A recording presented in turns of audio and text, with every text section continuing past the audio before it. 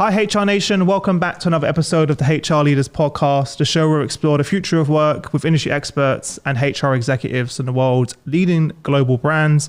Today we're joined by Debbie Plager, Chief Talent Officer at Hub International. Welcome to the show. How are you, Debbie? I am well. I've got my coffee. It's early in the morning for me, Chris, so I'm good to go. Well, thanks for joining us. I love the drawing on the wall. Is that from one of your kids? Don't tell me that's yours because that'll get in trouble. Yeah, no, that's good. It's all good. He was 6 at the time, I think. I think he'd be embarrassed if he walked by, but he's a camp. So no, yeah. I was doing some painting yesterday with my daughter, and I just love how much they love it. Like she's obsessed with just getting some paintbrushes, although it's an absolute mess everywhere. Any parents listening know what happens when you get the paintbrushes out and the paint sets. It's just all over the sofa, anywhere, places that you don't understand how she even got to as well. But it's a lot of fun. Before we get into the conversation, tell everyone a little bit more about you, Debbie, and your sort of background and journey to where we are. It's interesting, Chris, because I would have said, 15, 18 months ago, who am I? I'm an organizational development practitioner. That's how I defined sort of my work identity. I love working with leadership teams, business strategy. What are the people implications? What's the culture? What does the structure look like? What processes? How do we make it sustainable? I'm also an executive coach, and I've been coaching for about 10 years, and then recently really going deep diving into team coaching. So kind of bringing my OD and my coaching together. I'm a talent nerd, novice gardener. But for the last 18 months, I think the number one thing to describe me is a pandemic parent. And definitely sandwich generation. So I get it both ways, but that's a little bit about me. Is that where the novice gardening came during the pandemic? You're like, I got to do something, something to stop myself going crazy. Let me just go in the garden and start doing some. Is that where that happened? Yeah. And I was like, sorry, I got to go weed. Let me get back to you on that. Yeah. Well, even somehow I live in an apartment, but somehow my balcony is now turned into a garden. It's like my wife was like, all right, we're going to buy some pots and some soil. And I was like, all of a sudden now there's just plants everywhere on the balcony. It's a new responsibility we have as well. Make sure we water them, keep them alive. It's not as easy as you think as well. It is not, no. But doesn't it taste really good? Like when you get that first little tomato and you're like, oh. Yeah. Shane, my co-founder, he has pear trees, peaches, everything you can think of in his garden as well. And even when they're like tiny, they don't look like they look in the supermarket for everyone listening. They're looking very different. And he just goes in the garden and just grabs one off the tree and eats it. It always freaks me out. I'm like, dude, you didn't even wash that. You just go in and grab it. It was in my garden. Yeah. I think he's got a cherry tree as well. So he just takes the cherries off there as well. But I saw a lot of people take up gardening during the pandemic as well. Where did the kind of relationship or interest in coaching happen? When I started, I think on my OD journey, and I was in a graduate program at Northwestern, and there were a couple of people in my program that asked the best questions. And I was like, what's going on? And they were coaches. Great open questions. Right. And I just was drawn to that. Then, of course, it was, I have to oversee sort of the coaching cadre as a service as part of my role. And then I talked with my boss at the time and I was like, I want to do this. He's like, you should do this. And so off I went because I love working with teams, but there's just still nothing like that one-on-one with coaching where they're doing the work. I'm there as the partner and the accountability sort of coach, and watching change happen one-on-one is, for me, there's nothing like it. Mm-hmm. What would you say is the main difference then between team coaching versus individual? And it's interesting, and I'm still new in the space, but the team is my client. And so what's interesting there is I look at the team as a system, and I said, how healthy are those combinations? And, I once heard, a team can be 1 + 1 + 1 + 1 + 1, right? Like if you have that many people, but more often than not, pay attention to the pluses. Are we actually leveraging the brilliance that's in everyone and the team as a whole, or are we sub-optimizing? So it's paying attention to different energy lines. Are they working effectively? How are they making decisions? How healthy is it? And so it's just a different system. Is it harder to do that now we're remote, where you're not seeing that interaction how you're, you can see in person, you can see a lot of that and even feel You it can to see some it. extent. Yeah. It definitely, but that said, it also allows me to support people that I wouldn't have been able to support before. And I think it's harder. I don't think it's less. I just think it's harder. Everything takes a little bit longer, but if you give it time and space, like, right, how you build that safety, how you build that space to, when you're not in the room, to hold it, and virtually for people to say what they really need to say, can happen. Absolutely. Yeah. It just takes longer. So what's the difference between managing a team and coaching a team? Where are you sitting? As a manager, I'm ultimately accountable for the team.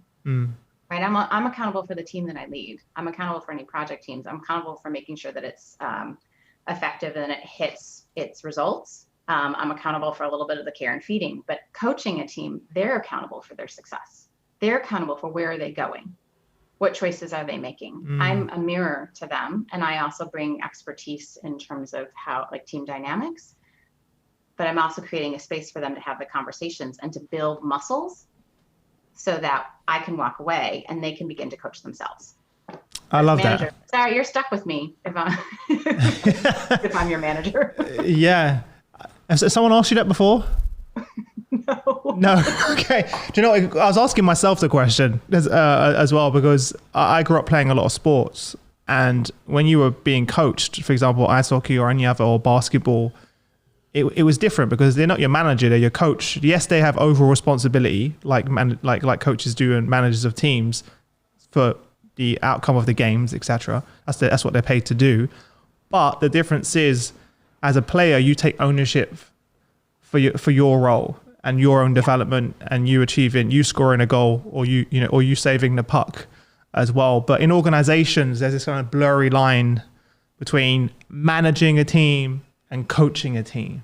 It's interesting you say that, because part of, we have, a lot of workshops out there. And I think one of the biggest capabilities that's happening in the world, which I love, is how do we develop coaching capabilities in our managers? Yes. Yeah. Because to your point, right? And it's my joy. One of my joys in my current role is my team, and I manage them, but I really coach them.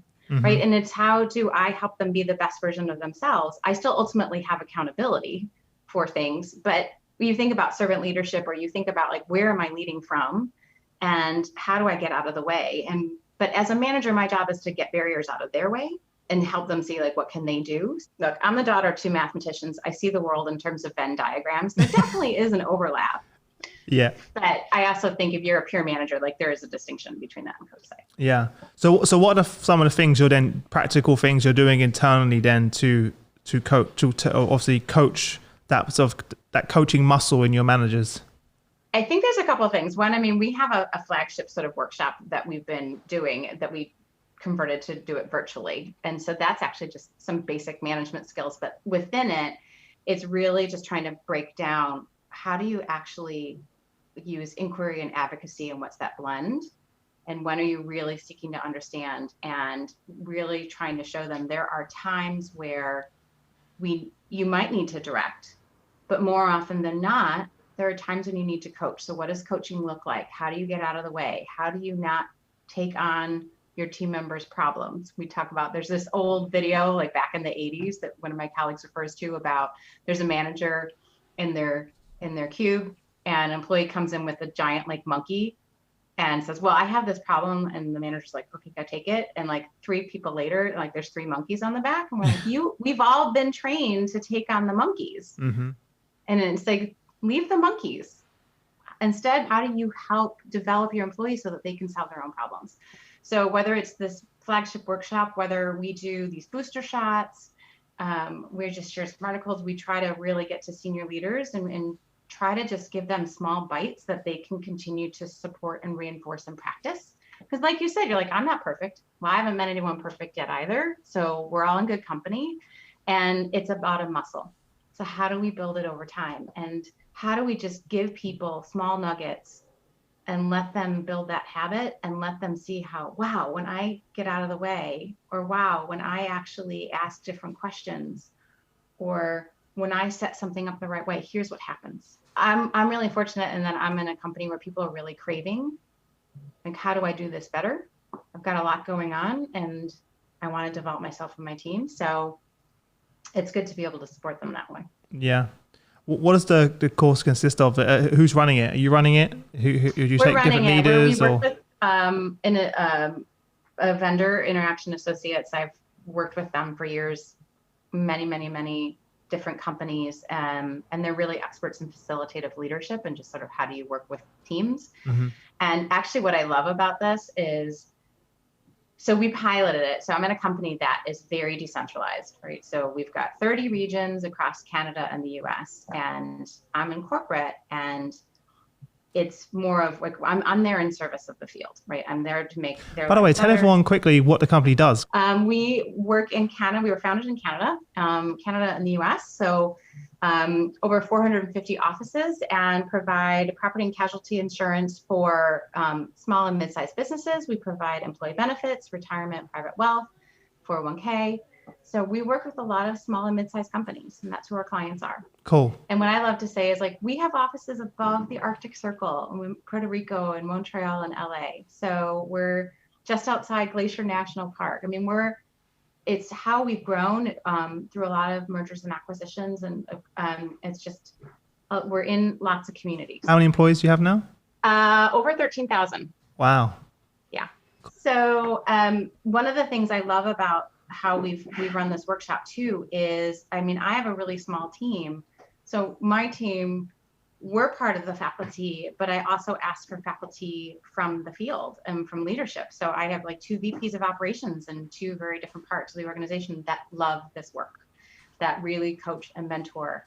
And so we've certified them. And I think it's great when you walk into either a room or a virtual room and you have someone who might have a talent background like myself. Mm-hmm. I've also led people for 20 years, right? So I can share like, okay, look, I've made the really crazy mistakes and I share my warts and all.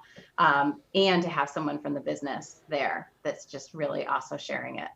Is that, so how does it, without getting into too much detail, what's the format like of how long is it? Couple of days, one day? Well, it would be a couple of days. And then virtually we're doing it 6 sessions, 2 hours, and then it depends. Sometimes we do 3 sessions a week, sometimes it's 2 a week. Mm-hmm.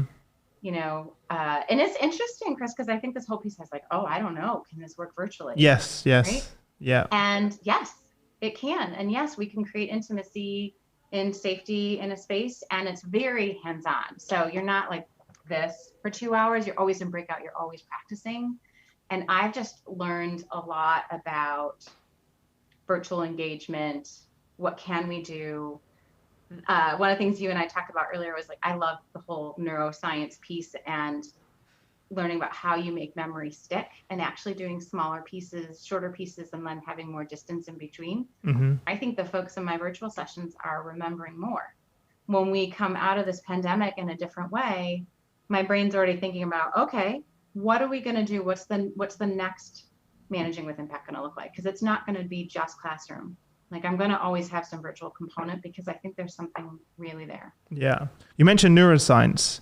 I know it's a big passion of yours, neuroscience in change. What some of the biggest things that you've learned from studying neuroscience and then applying that to the work that you do? So we were talking about how I'm a fan and LinkedIn follower of Chester Elton, and he does a lot with gratitude. Mm-hmm. And so learning about the neuroscience and learning about, right, so how our bodies perceive, or how our brains perceive social threat, mm-hmm. the same way that we perceive physical threat, which makes sense, right? We're the only animal on the planet that, a 2-year-old giraffe can survive on their own, 2-year-old elephant, 2-year-old lion, 2-year-old, fill in the blank. A 2-year-old person cannot survive. Nope. Right. So we are hardwired to protect our social threads because we need them to live. And so social threat has been perceived by our brain. It's really cool. They do like the MRI, like light up things, and how you show someone a tiger or so you show someone pain, like our brain shows threats the same, or perceives threats, social and physical, the same way. It actually processes social pain in the same place that it processes physical pain. So it can't determine the difference between reality, a memory, versus right. it actually happening, which is kind of, for me, when I suffer from anxiety and, post-traumatic stress from moments that have happened in my childhood, my brain doesn't know the difference between the memory of it right. and the way it's, and if you, as you mentioned, if you were scanning it and you can see it versus it actually happening, which is crazy, right? When you think about it as well. And then so how do you okay, so for you, who are like, I have to be in a way where I can actually work through that because this anxiety that like this happened years ago. Mm-hmm. And so for me, learning about the neuroscience, how do we, our amygdalas are going to fire. There's nothing we can do about that, but we can start to get better about noticing what triggers us. And we can also do certain things about slowing that down and re-engaging the front part of our brain. Mm-hmm. So I've loved that.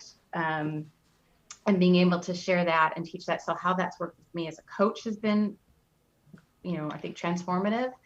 And that's why I'm a big believer in gratitude. So, all right, this is as science geeky as I'll get, right? So we know it takes about 18 minutes for cortisol to leave our body, right? So we get stressed, naturally takes 18 minutes. And if you get stressed again in that, right, it keeps going. So and cortisol is needed, right? We got to run, beat that, run away from that tiger. It keeps us alive. Right. Yeah.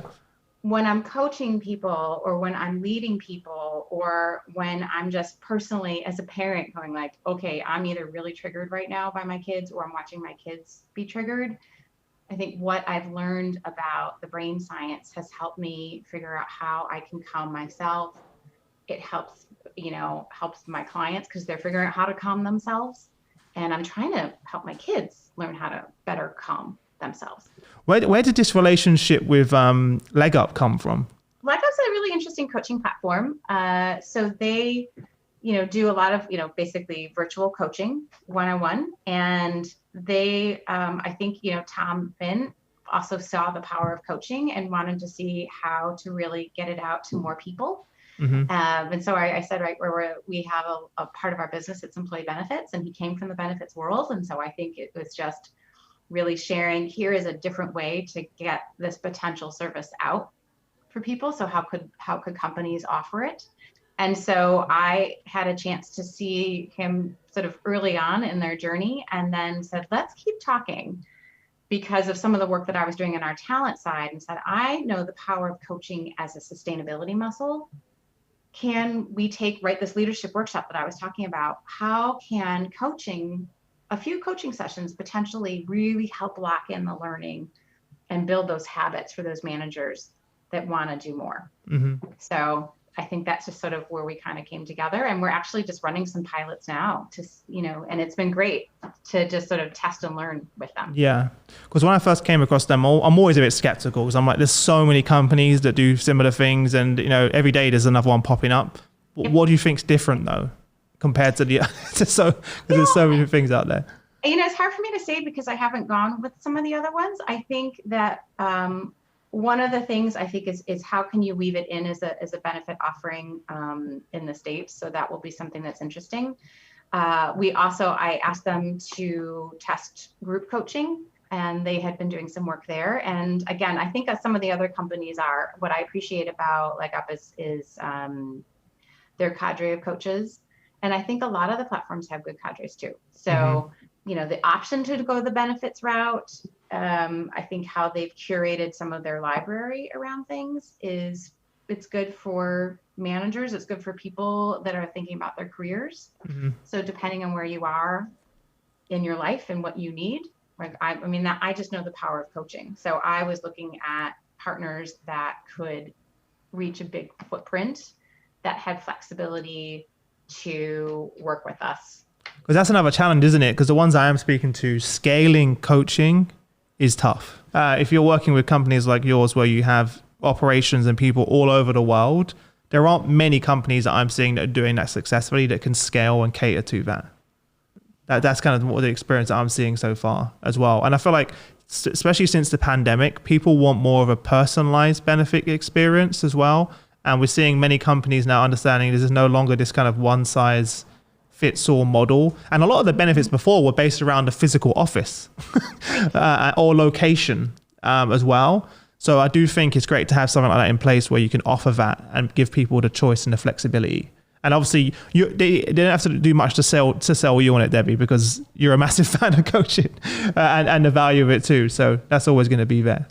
But I do think this trend you're talking about with different benefits, one of the things that I am hoping, how can we take as much silver linings as we can out of the pandemic? I think the absolute heightened awareness about mental wellness, mental well-being, Yes, has grown astronomically. Unfortunately, we still know that when crisis hits, actually people stop using the services, right? Like almost every company I've been at, and you have an really. assistance program, it goes down. And I don't know why. I'm not a well-being Is that expert. true? That's the first time I heard that. Really? Yeah. So we're seeing. So there's not been a significant uptake. If someone is feeling particular crisis, I think when they are feeling particular crisis, they find that they tend not to use it as much. I think what's happening is we are in general much more aware, and so services are going up. But unfortunately, like we can make it aware, we can make it available, we can make it available, we can make it available. Oftentimes people don't want to use it. Why do you think that is? What I think has changed in the pandemic as we're talking in daily conversation about mental well-being and mental health in a way that we haven't before, at least in the States, right? Like in Canada, when I talk with my colleagues, I think they are further along on the journey, and there's a lot more sort of services out there and just talking about it. And so again, just circling back to our original conversation about managers, I think that's a stress point for managers, because you're saying, well, wait a minute, am I accountable for the well-being of my team? It's like, look, you're not accountable for that. Like you're accountable for creating an environment where people can raise their hand and ask for help. And you also are accountable for knowing what resources your company has. You're not accountable for fixing someone. No one's accountable for that, just they are. But just I think awareness of it has gone up. And I think the usage of meditation and mindfulness, right? I think that's all going up. I do think the conversations we're hearing is allowing managers to now have these conversations with their teams, whereas perhaps they wouldn't before. And companies are doing a great job of actually giving their managers the support and training they need, like mental health first aiders, etc., in organizations. And that's been great. And people, even myself, have been vulnerable enough to talk to my team and be like, look, I'm struggling too, and then managers, a lot of them don't speak about it in the past, and I did too, because you feel like, oh, I don't have the answers. So do I want to bring this conversation up when I don't really, it's kind of, you don't know what to do. Whereas I think we're realizing now you don't have to have the answers. It's just that you're there for people, and then you can signpost to people that can help them, or resources in place. I think that's really what we've got to. But yeah, it's upsetting to hear that, what you just said, as well, that we're not seeing it. But I do think we've definitely made some strides. Every time I'm having a conversation on our show or on our events or our podcast, well-being seems to be number one on the agenda. In the past, it was a sort of a tick the box kind of on the agenda, whereas now leaders are talking about it, sharing experiences, and I think there's a lot more investment in it, and not just financially, but also people are really going above and beyond to help. And I think it's just even how we talk about well-being, right? It's not just the physical anymore, which is okay. Well, in the States, a lot of that was driven by, let's get our medical benefits down, or the premiums down, and what are we doing to get a more healthy workforce? It's the physical, it's the mental and emotional, it's the financial, it's the spiritual or sort of purpose level of well-being. Mm-hmm. And so for those of us in the talent space, I'm excited in seeing how well-being has evolved, and how I think there's a lot more, going back to my Venn diagram, I think there's a lot more overlap in talent offerings and well-being offerings, which is great, right? Because I think that they're there to really support people. And for what it's worth, there's something you said that reminded me about these little rituals. Can I share one of my rituals with you? Yeah. So it was a quick article that I read, and it was 3 questions on how you start your day. Because I think people have a good, pre-pandemic, right? They had their ride home, or I had my train ride home. I loved my train time. You had a routine, right? Right. I had my routine. So people had to disconnect. But in the mornings, it's like, well, what are you doing to connect? And it was 3 questions. And the first one is, why do you do what you do? And so for me, I'm really driven to what's my why? And I'll go through and I'll answer that question. And it's always like a variation. It's not the same exact response every day. The second one is who is supporting you doing your why, bringing your why. And so now I'm starting to think about my gratitude, and it's, whether it's my husband, it's my kids, it's my team, it's my boss, it's my clients, who's there. And then the last question is, how do you want to show up today? And so I look at my diary for the day and I said, what's most important to me? Am I listening today? Am I advocating today? Am I linking today? Am I strategizing? And I started doing that, 3 questions. And I find that most days I do it. And the days that I do it, I feel much more aligned to why I do what I do, just simply by going through and connecting that to how I'm showing up. Before I let you go, I want to jump into our quick fire round. Okay. Which I do with every guest. So I'm going to ask you 5 questions. You have no longer than 30 seconds to give us some amazing answers. Are you ready? Hit me. All right, let's go. What was the number one thing that was holding you back from becoming a chief talent officer or a HR leader in general? I had a limiting belief that I had to be an expert, and that was how I added value, and I got over that. Yeah, I know how you feel. What's the best piece of business advice you've ever received? Learn the business. Learn who are you serving? Who are your customers? What do they really need? And what are you there to do? Mm-hmm. And how do you fit in? Fantastic. If you can't answer that question, go to someone who's going to help you, but figure it out. Mm-hmm. What are some of the online resources you use or podcasts, articles, people you follow to stay up to date with current events or just keep at the top of your own game, your own learning? I am a Brene fan, so anything Brene Brown puts out. I was for a while, and it's been a while. I used to do CEB Now Gartner's Talent Angle. He had a really interesting podcast going on. Mm-hmm. NLI's Your Brain at Work. My friends at IHHP occasionally put stuff out, and that's Institute for Health and Human Potential. That's where I first really learned about emotional intelligence and the brain science. So I'm forever indebted to them. You already mentioned Chester, so we give him he's already had a shout out. Yes, and then Chester, yes. Chester. And I basically, for somehow, I've been curating my LinkedIn lead, so now I get a lot of gratitude stuff, a lot of science stuff, so it's on there. And then I'm on the faculty at Northwestern, so what I love is just seeing what people are posting and what I have to read to sort of keep current. Amazing. How would your friends and family describe what you do for a living? My kids will be like, "Mommy's in meetings." That's probably. Okay, we'll put them to the side.